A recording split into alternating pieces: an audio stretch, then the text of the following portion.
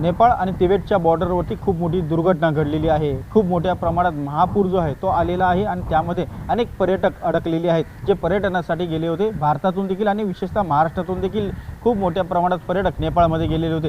हे सगळे पर्यटक आता सुरक्षित भारतात आणि महाराष्ट्रात येण्यासाठी प्रयत्नशील आहेत। त्या संदर्भात काय उपाययोजना सुरू आहेत हे जाणून घेऊ आपल्यासोबत देशातली अग्रगण्य ट्रॅव्हल एजन्सी आणि टुरिझम एजन्सी आहे राजा राणी, तिचे प्रमुख आहेत विश्वजित पाटील। आपण त्यांच्याशी बोलू। विश्वजित पाटील, स्वागत आहे तुमचं न्यूज 18 मराठीमध्ये। अनेक पर्यटक तिथे अडकले, महाराष्ट्रातील देखील पर्यटकांची संख्या मोठी आहे।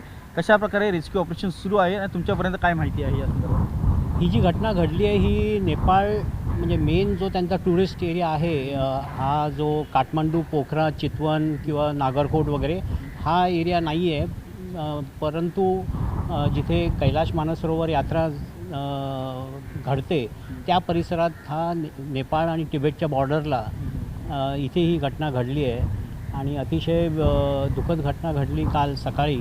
आणि मोठ्या संख्येने भारतीय टुरिस्ट तिकडे अडकले आहेत। बरेच 390 अशी संख्या आली आहे की मिसिंग आहेत भारतीय पर्यटक ॲज वेल ॲज नेपाळी जे लोकल तिकडे वर्कर्स आणि हेल्पर्स वगैरे असतात, ही मिसिंग घोषित झाली आहे संख्या।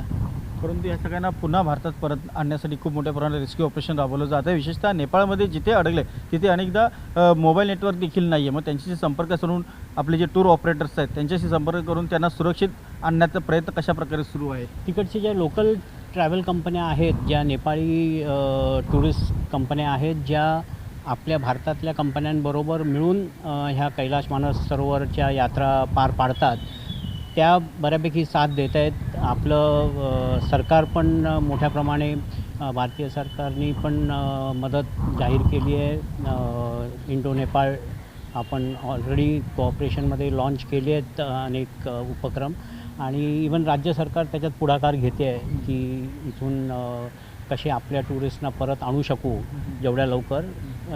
काही प्रॉब्लेम्स येत आहेत कारण तिकडे मोबाईल नेटवर्कची एक मोठी समस्या आहे आणि कॉन्टॅक्ट होत नाही आहे बऱ्याच लोकांशी, पण हळूहळू प्रयत्न चालू आहेत आणि आम्हाला आशा आहे की लवकरात लवकर आपले भारतीय पर्यटक परत भारतात येतील।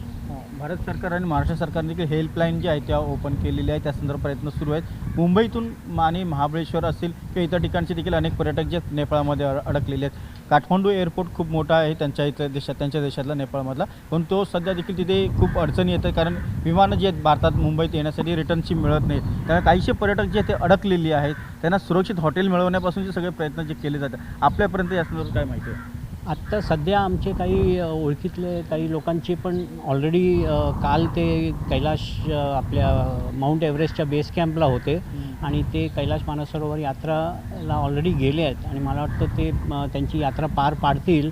पण जे यात्री परत इच्छुक आहेत यायला, जे तिकडे फसले आहेत, त्यांच्यासाठी एक्स्ट्रा फ्लाईट्स लावण्यात यावी अशी माग केली आहे सरकारकडे।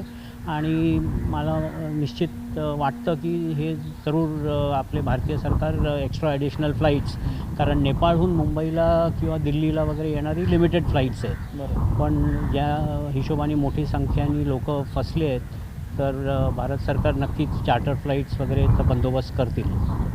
तर टुरिझमवरती किती मोठा परिणाम झाला या दुर्घटनेचा? कसं आहे की कैलाश मानसरोवर यात्रा ही जवळजवळ आता ऑगस्ट सप्टेंबरपर्यंत संपते। सो मेन रश जो आहे तो सीझन पार पडून गेला आहे, पण आता थोडेफार जे काय यात्रा ज्या बाकी आहेत त्या तिकडे ऑलरेडी पोचले आहेत। So we are hoping that they have a safe return back to India. Okay, धन्यवाद तुम्ही न्यूज 18 मराठीशी बोलल्याबद्दल।